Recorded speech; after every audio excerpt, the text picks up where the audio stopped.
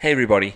In this episode, we have our guest, Shalini Nagrani, who's going to be talking to us a little bit about building your business, starting your business as it relates to film production.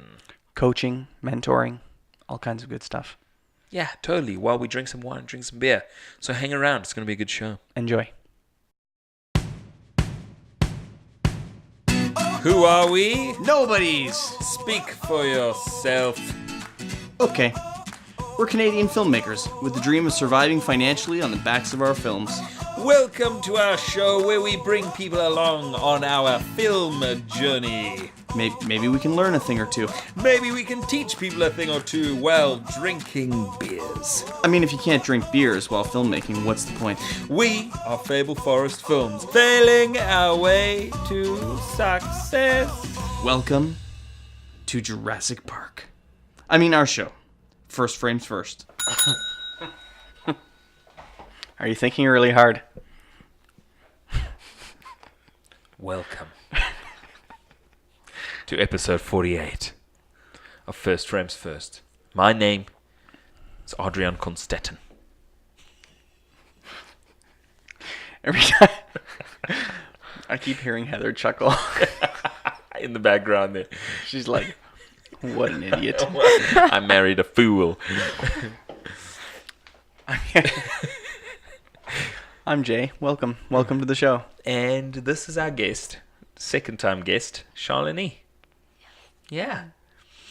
So in this episode, we're going to be talking a little bit. I would love to talk about a top-down structure for a company. Okay. Last episode, if you didn't watch, we really got into Charlene's history, a little bit of schooling, a little bit of what her passion projects are and what she kind of wants to do as a filmmaker in her own right, how she met Adrian, and they worked together on Greenhouse. But since she went to Laurier for business, we want to get into talking a little bit about the running a business and how to start and maybe some tips and tricks on how to be successful. Yeah, some of the important questions that people should be asking, because I just sat down the other night, and I'll tell you where this thought comes from. I sat down the other night, and I sort of wanted to draw an overview structure of Fable Forest. Mm-hmm. And one of the things that I wanted to break things down into revenue streams. Mm-hmm. I wanted to see where are the places that we can make money, where are the places that we could monetize, and where should we, identifying those, where should we be putting our focus? Sure. So it just got me thinking about the structure of a company. Yeah. And when you're looking at it from the top, what are the things you should be looking at? What are the things you should be focusing on? So if we were putting a company together, yeah. No, keep going. Okay. If we were putting a company together and we were going to focus on film production as our primary source of income, where do we start? What is that thing that obviously, I'm going to assume the first thing that you're going to do is you're going to make some content, because that's what you're going to do. But from there, when you're looking at your company and your brand, and what are the first questions you should be asking? The first questions, I think, most people start with like, how do I make money? Or how do I find this thing? And I think the simplest thing is like, what do you want to do? Right? Like, what is it that you want to do?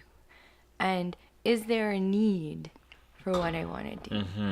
Versus like, am I creating, it's like Field of Dreams. Like, if they build it, if I build it, they will come.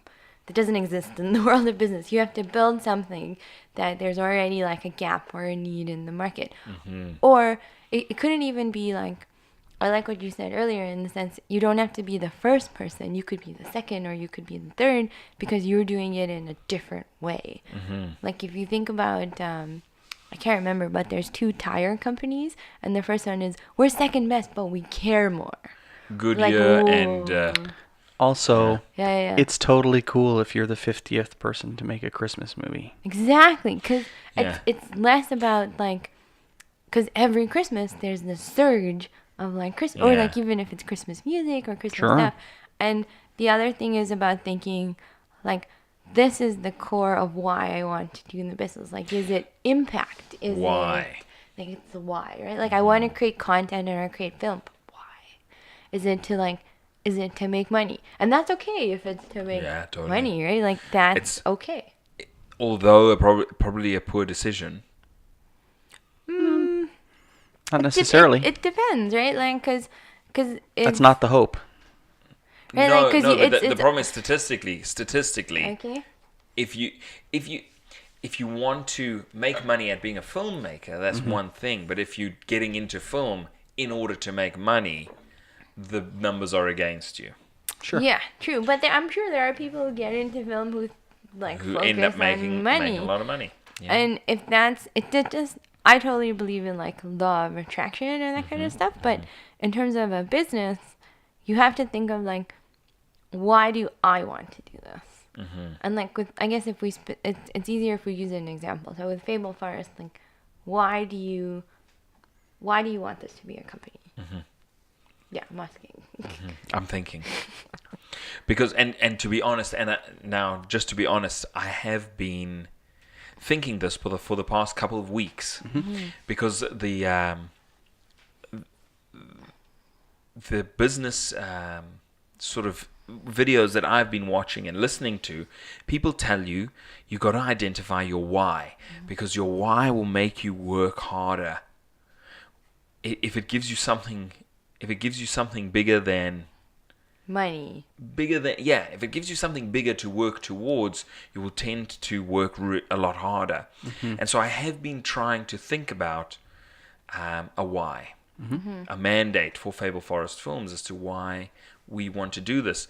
And kind of the thing that I love the most is the idea of taking my inner thoughts and putting them out into the world, and by doing that, creating this community of people who can do the same thing. Cool. So that's where I am right now. I'm still thinking about it. I'm still working on it. But I love the idea of taking a story that is inside me and putting it out into the world, but then also giving that method or process or that gift okay, to other people to be able to do that, to be able to do the same thing that I'm doing, because it is a gift. When you imagine something and then you actualize it through film, and you turn it into something physical in front of you, it's magic. It is absolutely magic. You're like, this was inside my head and now it is real. It was an idea and now it is a thing in the world. And so to be able to create a community here where we are, where other people can do that, I mean, that would be amazing. And I would still be doing it, and they would be doing it, and we would be doing it together. And I don't know, that's where I landed on that why. Interesting. Yeah. So with my why, if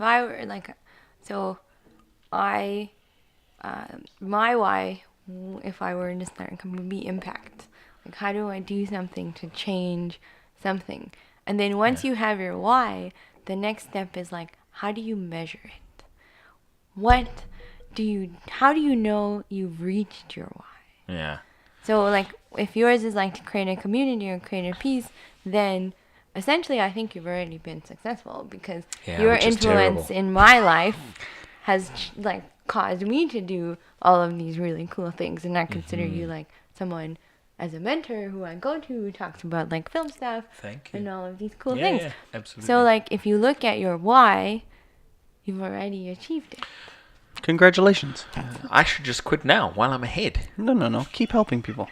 But that's what I'm saying, is how do you measure your why, right? No, and absolutely. if it's and the thing I think when we start a business and we talk about more than, because money is one reason, and it's totally a valid reason, and it's totally a baseline. Yeah. But most of us, once we reach a certain level of money or materialism, we look for this other thing or this other why or this other impact. And we always try to think like, if I can change one person's mindset or one person's thing. And I think the thing is we don't realize how much our life impacts that one person. So for me personally, it's like, not to change one person's life or one person's mindset. What is bigger than that? If you think you've already achieved your measure or your why, what's the next thing you look for? Yeah. Well, the thing is, I mean, honestly, the next thing for us is money. That is the elusive beast, right? We are trying to earn an income. Right? So, like, now you have to get really specific on your measures, right? Like, you've heard of SMART goals? Yes. No. So, You have? So specific is S. Measurable. Attainable, realistic, and timely. Boom. That's cool. So, what is your SMART? So, it has to be really specific. When you say, like, money, how much money? Yeah. Annually, monthly, like, is Get it specific. $60,000? Is it income? Is it revenue? Is it profit? Gross, how net. much Get in there. money? Get into the nitty gritties. Measurable. Money is easy. Money is an easy measurable one. But if I was going for something like impact.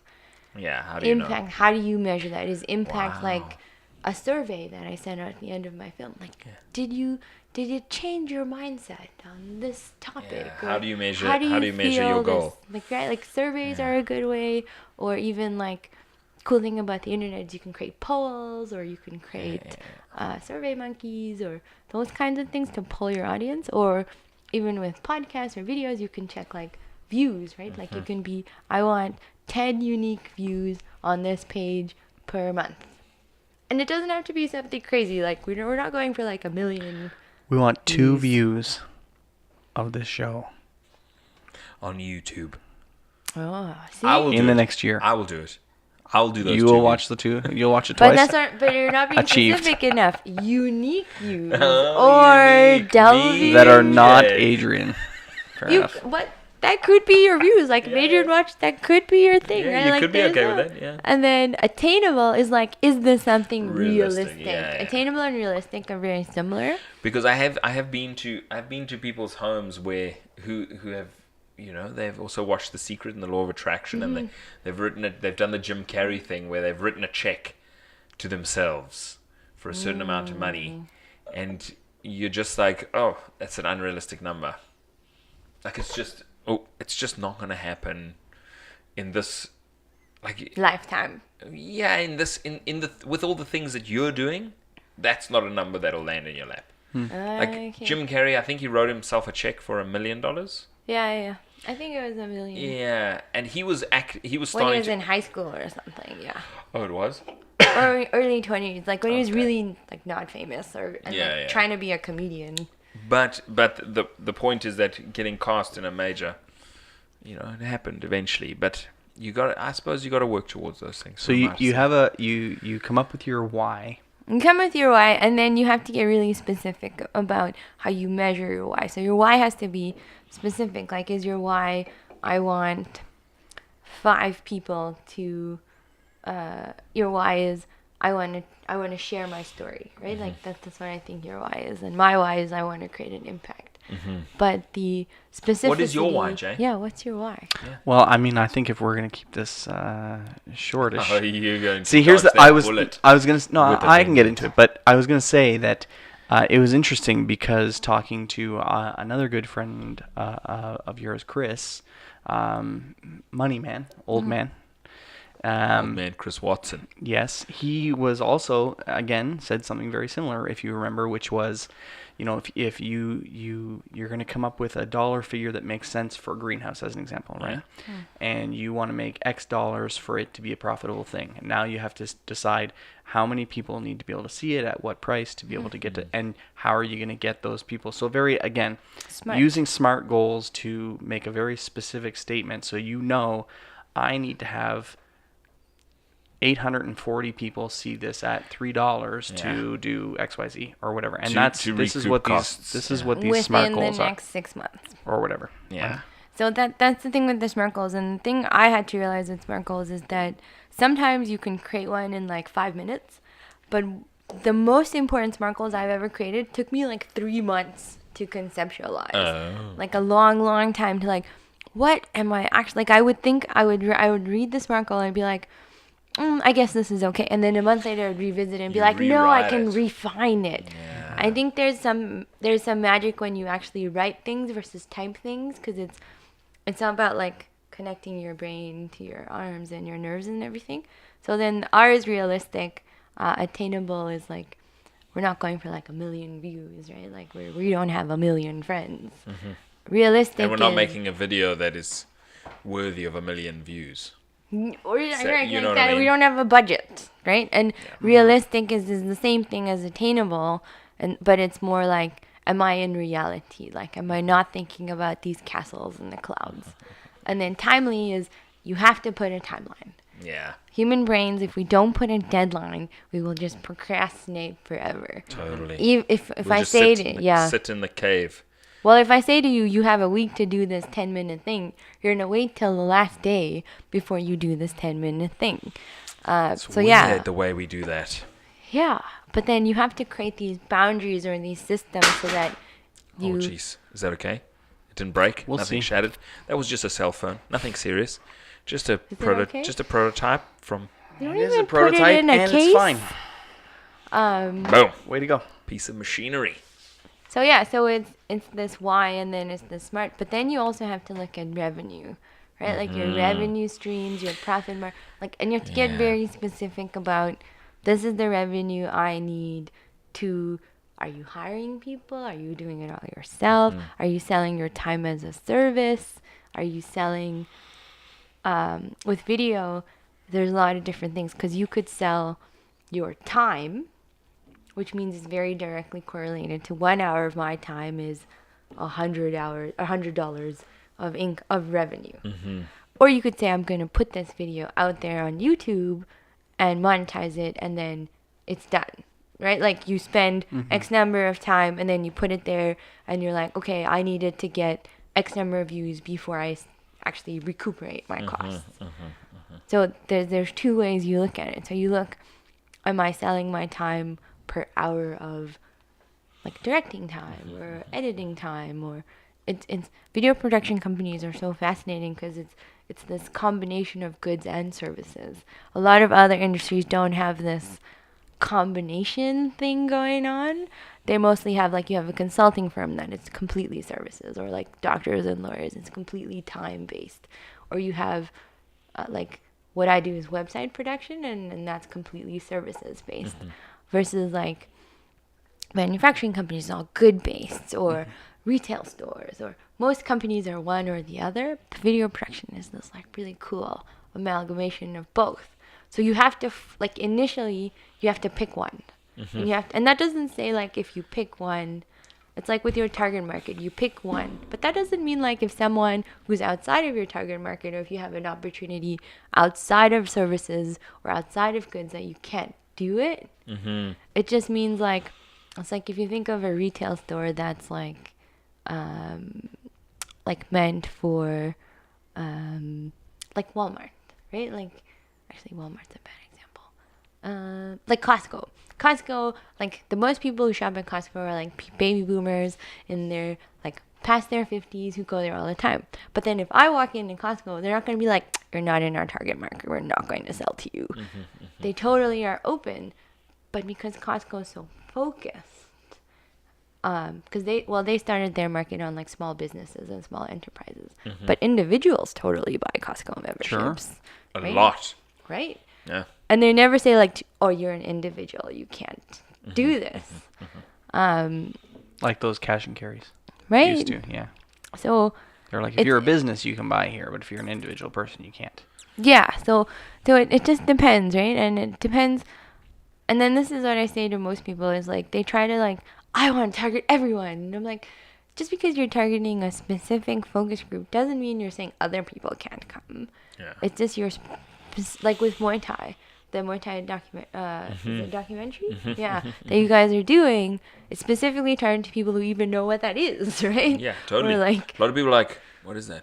Yeah. Like kickboxing with knees with and elbows. Yeah, but that doesn't mean like someone who watches it like if I told my parents about it and they like had it on their Bell TV and they watch it, it's not like you would say like, don't watch it because you don't know what this is and you're not in my target market. Totally watch it. Totally watch it. Yeah, no, absolutely. And but what we did was with that we have a very specific target audience with the Muay Thai show. Sure. Because people who enjoy fighting, people who enjoy watching martial arts and fighting stuff, they are a very specific audience.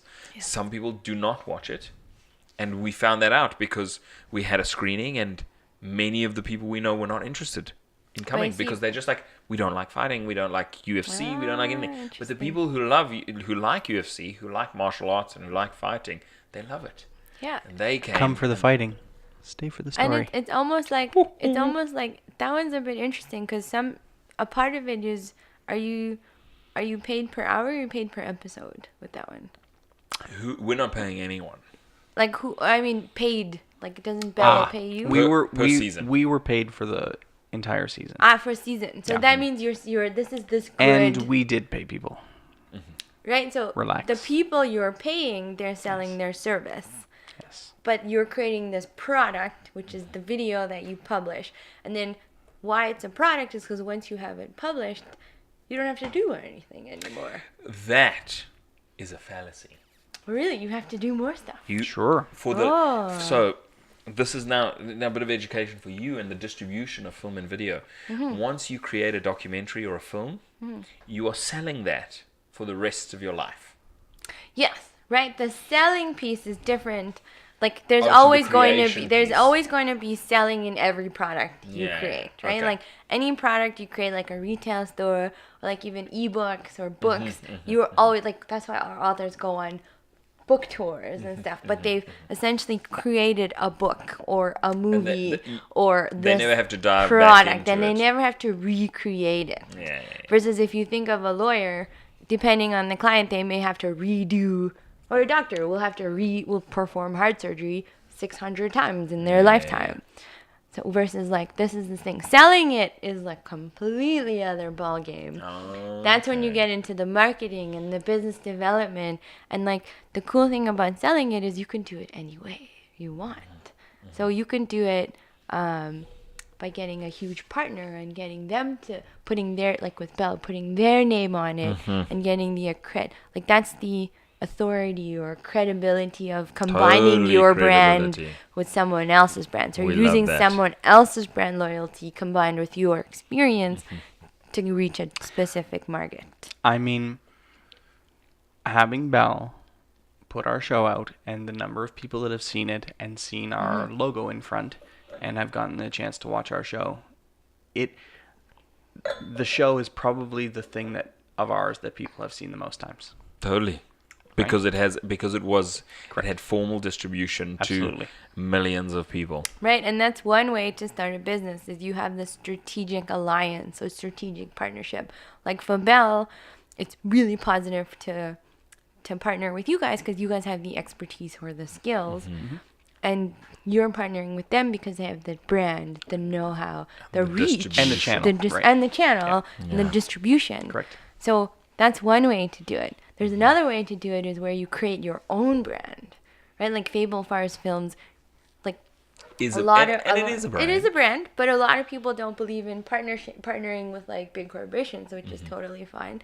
You can create your own brand through your own channels and your own. It's a lot harder to go this way, like 'cause you have to do the establishment yourself. But that's again where you have to be really specific with your target market. Yeah. Like you could be really, really well known with these people in this region about this thing. Like I bet you in KW, Fable Forest has a presence. I think so. Or if you get really specific.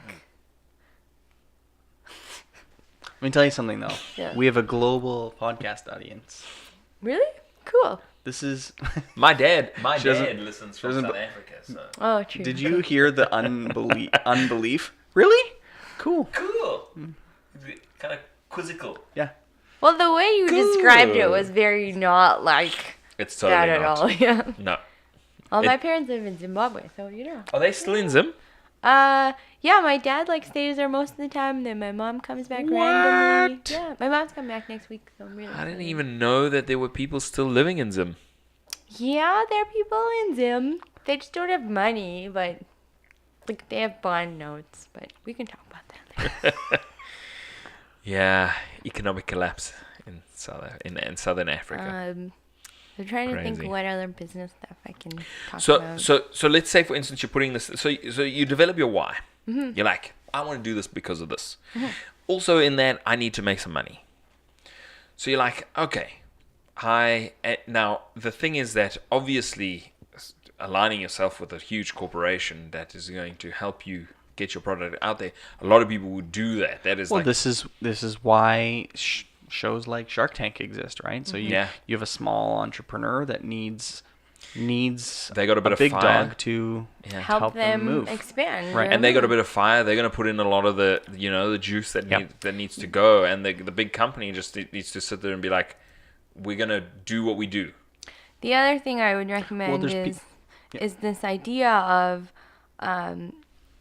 you don't have to make your own mistakes, right? Like, there's so many people who have written so many books, or like they don't even write books anymore. They're on YouTube or they're on podcasts, and they talk about their experiences and their life things. And you can go, I've always believed this, is you can go through your life making your own mistakes, and you will make your own mistakes. Some mistakes you have to make yourself, but there's an opportunity to learn from other people who have made their own mistakes, so that you can progress. So you don't have to wait till you're 60 to be like, oh my God, I wish I didn't know. I wish I knew that like way back then.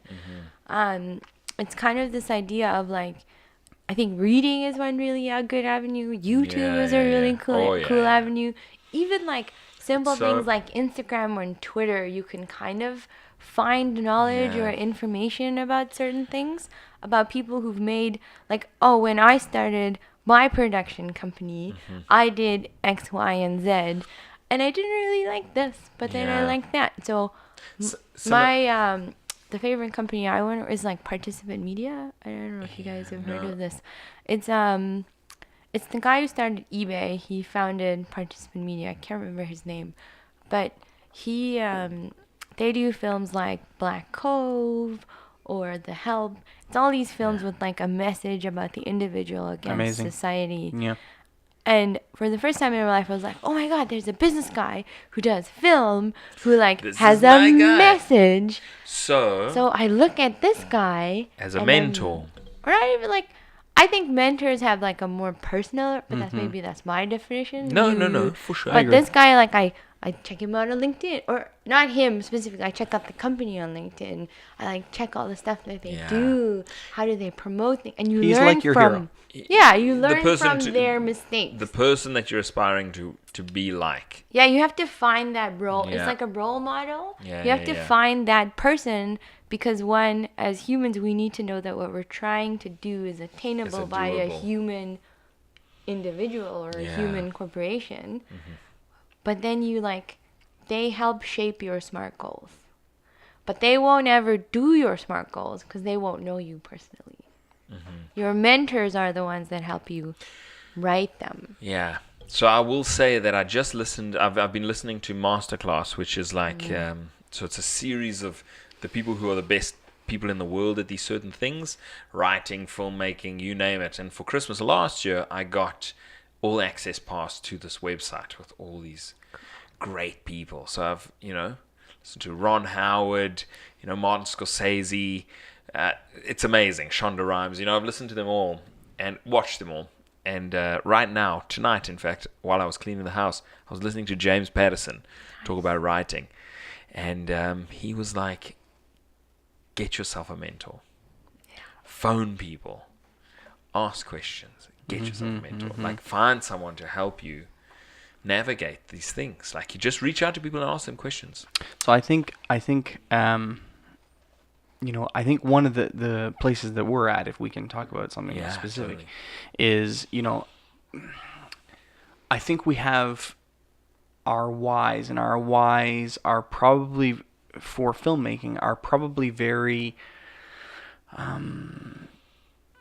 passion driven, as far as like, we want a piece of something that's inside to be visible to everyone, right? Sure. And I think that to continue to make that why happen, you need the secondary why of dollar bills, because you can't continue to make content for people if you can't. Your own pocket. Right. You have to be able to back it up with,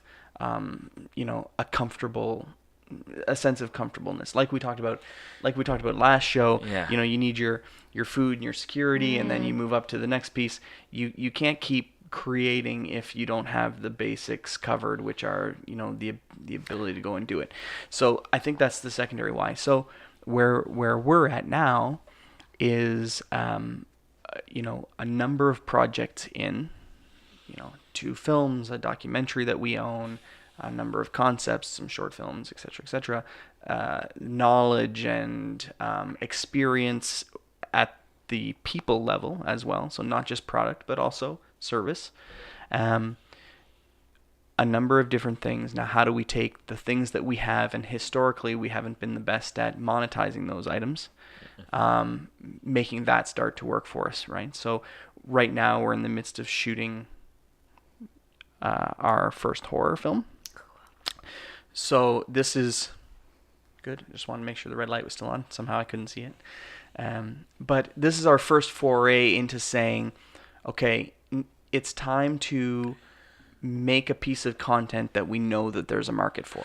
That it's a smart business decision. That's what we're trying. Horror is smart. Like, is there a huge need? Well, interesting. not need, but it's just demand. In the indie film world. Horror is the first film you want to make generally is like horror thriller. Interesting. You don't want to make a comedy because you need a named actor unless you have a named actor. You don't want to make a drama unless you have a named actor. Interesting. Yeah. No, So like nobody's interested in watching, and you think about yourself when you're perusing Netflix. I watch horror movies with random people all the time. You'll watch a horror with a rando, but you will not watch a drama or a comedy if you're like, oh, those people look like randos. This obviously isn't that good. So that's the trap that we fell into. And so, but with a horror, you're like, so totally. The next number of projects, we have certain things in mind on how we can try to be more successful monetarily out of the gate. However, we do have these items already, and so as you move forward, what do you do to keep taking those pieces of the puzzle that you already have and see if you can start financing the new stuff with the old stuff? Yeah, if that makes sense.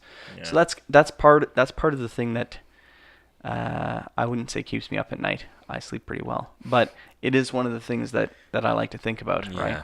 Right? Where do we go with some of the old to start trying to finance the new? Yeah, absolutely. So so when I was drawing up sort of an overview of Fable Forest films, identifying those places where we need to put effort, because the thing is that you're moving towards the future, but you're also trying to sell things from the past. So it's that you've made in the past. I think you also need, like, what I found. So in my current job, why I do what I do is because it's like, so I'm a general manager at a web development company, and it's this new thing, and it's like I completely run the business and everything, but I have a coach. Like, I have an executive coach who a coach is different than a mentor. A coach is like, you can do it. Less like, but more strategic. Yeah. Right? Like more specific.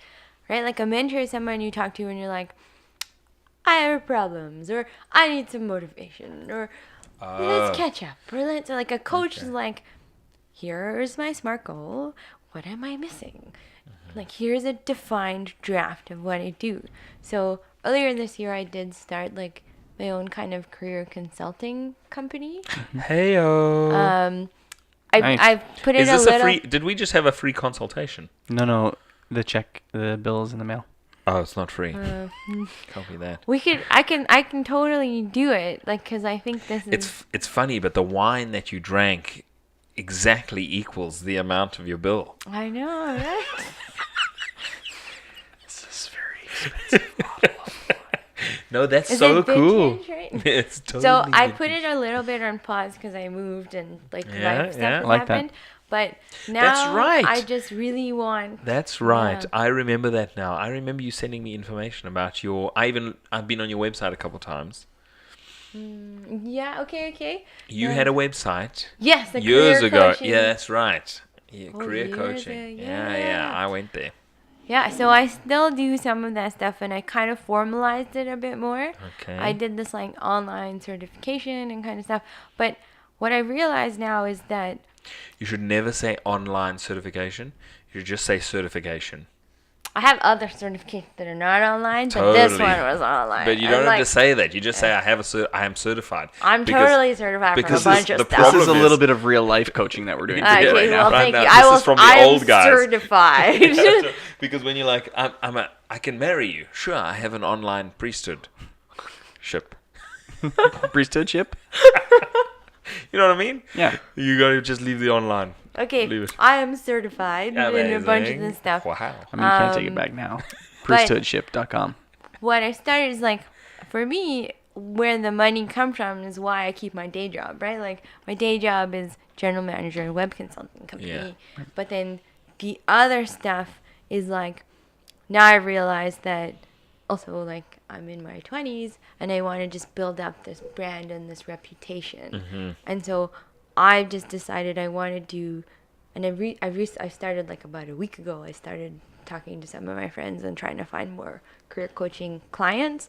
Is now I just want to do it. Build your portfolio. For people to build my portfolio and people that I believe in. Because I'm the kind of coach, I won't.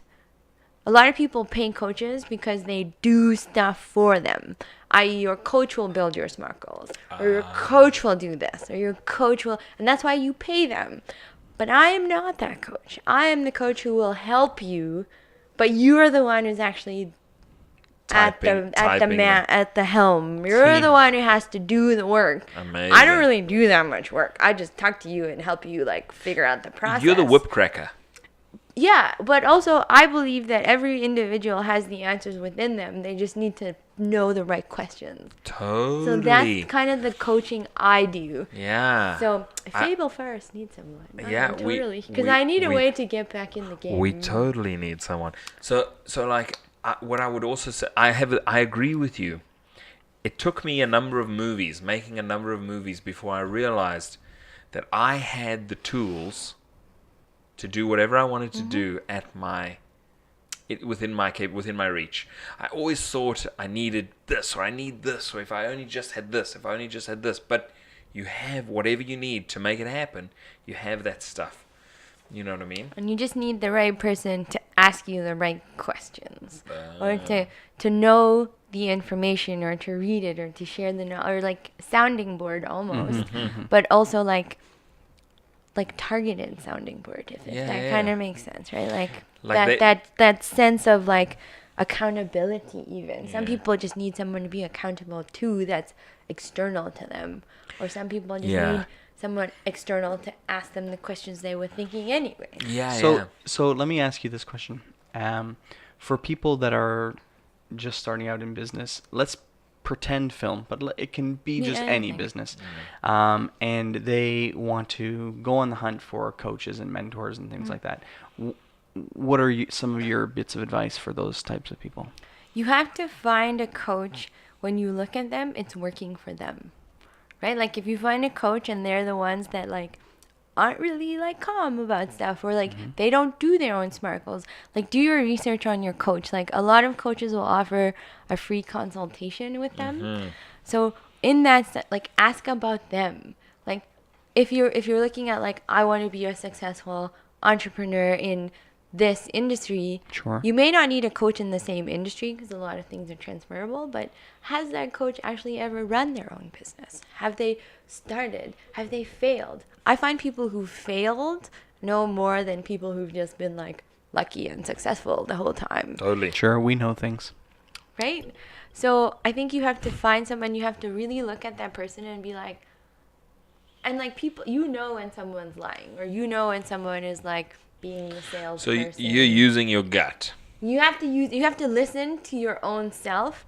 Will this person work for me? And you have to be able, and you have to see like, what I notice in most good coaches in a coaching session, they won't really talk about themselves. So you'll have to pry, and you'll have to prod, and you'll have to read their bios on their website. You'll have to do your own homework and your own research. But you'll also have to know, like, do I feel comfortable sharing my life story with this person?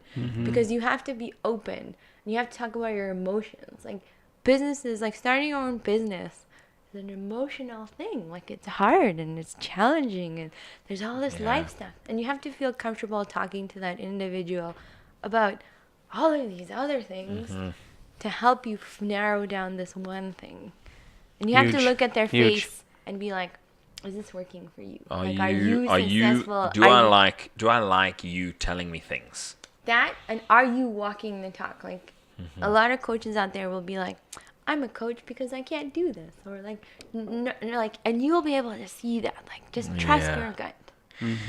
Yeah, sort of like like no sort of like allowed. you teach because you can't do it. Yeah, that's no good. But I think the good coaches teach because they've done it, and they want to help people. And they want to help people. They want to see this. Yeah, they want to get to that 7th level. Totally, 6th. Well, level. You're never. Let me tell you something. Level. You're never going to get to the 7th level with that attitude. There is no 7th level. Oh, come on, break the barriers. Sure there is. Yeah. Just meditate a little longer. Maybe. Just work harder. And then you will. just get it. Okay. Yeah. Amazing. Yeah. So cool. Thank you. So I suppose, yeah. So next steps for us is to meet people, phone people, get a coach. A coach that you meet regularly, right? So you live in Ottawa. So we can do it on the phone. Okay, we can do it on the phone. We can do some chatting. Skype stuff, yeah. Yeah, and do some chatting and sort of figure things out for us, because we're moving into a new mindset. Cool. We're moving into a mindset where we're going to continue making the movies, but we need to now put the foundation in place, because we need to catch some of the dollar bills that like you know, we've been in business for a while. We've done some things, but now we need to make sure that the business is actually trying to be a business, right? We're taking the things that we've done, and you can't just make them and then forget about them. You have to make them and then make sure that they continue to drive whatever they can. You have to. It's got to be a machine. Yeah, you actually have to build the machine. You have to build the business the process. Machine. Yeah, correct. And my whole thing is about building automated processes. So how do you build? And also, like, if you think about the company is a legacy, right? Like, it's something you build that you're not going to be around forever. But can you build it in such a way that if the next person coming in can just see what you've done and take over? Like, is it that simple? It has to be so simple. Anyone can when take we give over. it to our kids. Even if they're not interested in film, could they still manage it? And they could manage it. Right. And it would be profitable. Right. Like, do you have the right systems or processes automated? Let me tell you something. It's so tough. No, we don't. But you have to start with one thing, right? Okay. But I'll tell you why it's so tough to automate film production. It's because it's a creative medium. But because that doesn't mean you can't automate majority of it or certain pieces parts. of it. Like, there's ways to automate editing. Totally. Writing, obviously, I get is something. Yeah, writing like and actually filming and creating connection. and making. You can automate some filming stuff. No, you certainly can. You certainly can be like, and here's a famous saying. So, I believe this is George Lucas, but like a great scene, because a filmmaker is always like, how am I going to film the scene? You know, how am I going to make the scene happen? And George Lucas says, no one ever ruined a scene by doing a wide, a medium, and 2 over the shoulders. Yeah, no kidding. Totally. So, look. Make sure you just do that. Just do it. Just do that. You can do the fancy stuff, but you know. Yeah. You're not going to ruin it by doing that. Because that's how every scene is shot in the world. Make sure you get close-ups of all your dialogue. God damn it. You need singles. You need singles of people. You do.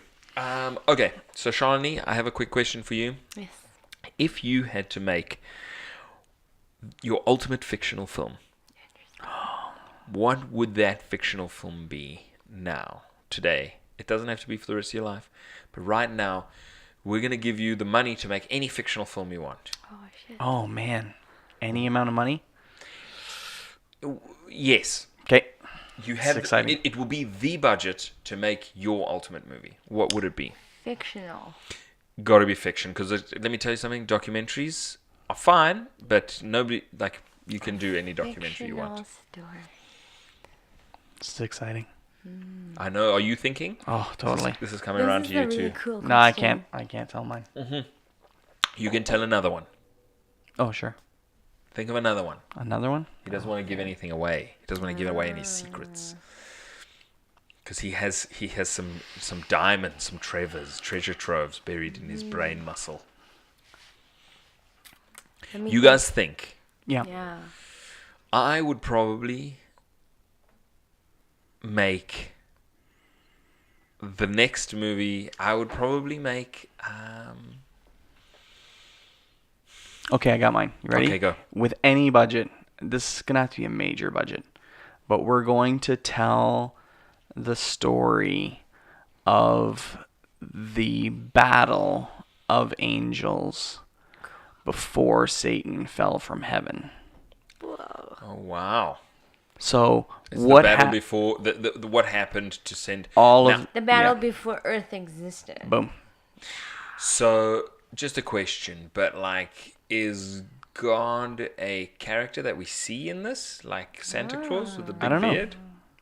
You haven't thought about it that much. That's cool. I mean, I just thought of it. Yeah, that's cool. 5 seconds ago. Yeah, that's totally If you cool. want me to start designing Building it out, it out. then we'll get into that. No, that's okay. But we're gonna have all the angels that you know and love. Michael, Gabriel. sure. Yeah, that one. Azrael, is he one? Mm-hmm. I don't know. That's all the ones I know. I Satan. Satan. He's one of the important ones. Now, yeah. Okay, okay. I would make What?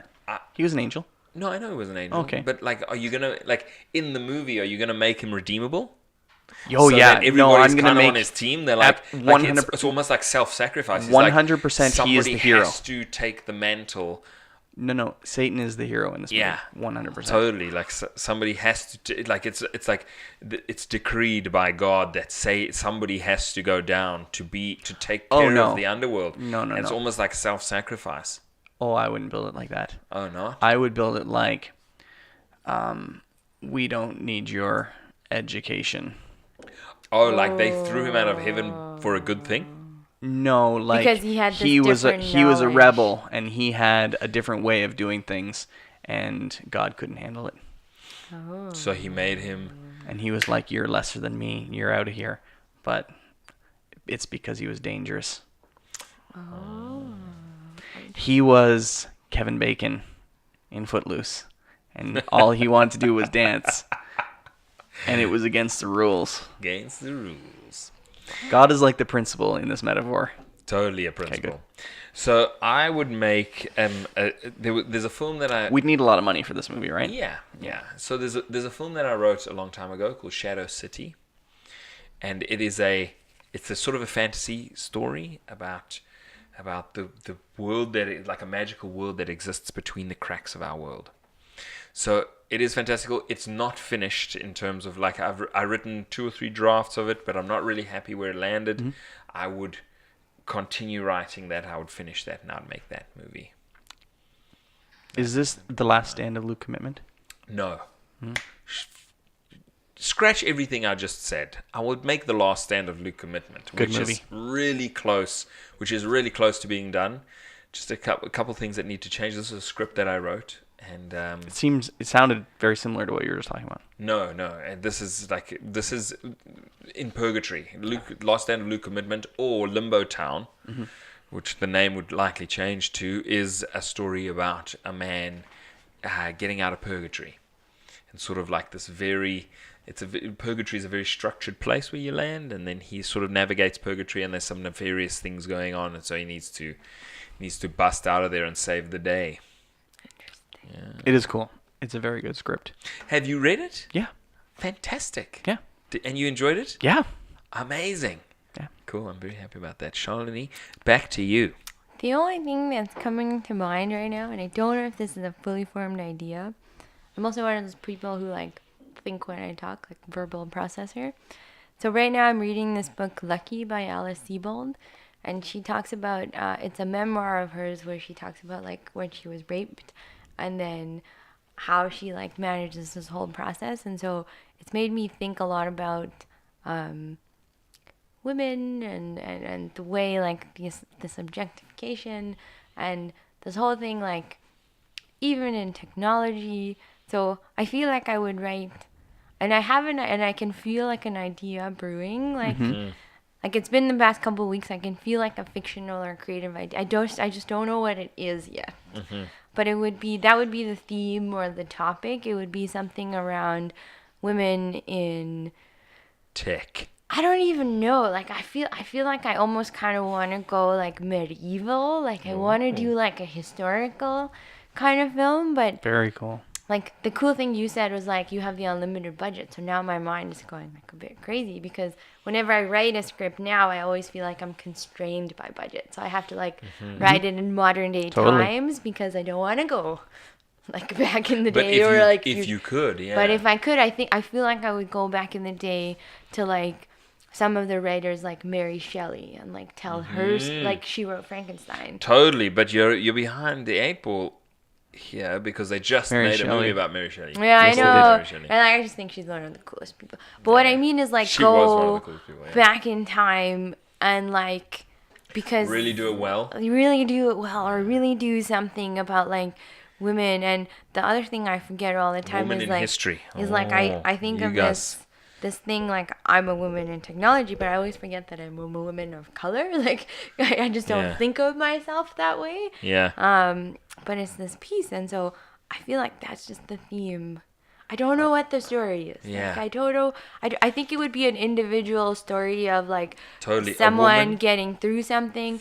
Yeah. The other thing that comes to mind is like maybe telling it from a man's perspective, like talking about feminism and like women and like being this fictional guy who's like debating between like maybe I feel like there's some sort of element of time travel. Like he goes back in time and then he comes back to the future and then he like sees this whole life from a different I don't know. Sort of like a Scrooge thing, but for feminism. Interesting. And so from he's like perspective. He's a dirtbag, ass slapping, sort of like chauvinistic pig who then gets Scroogified.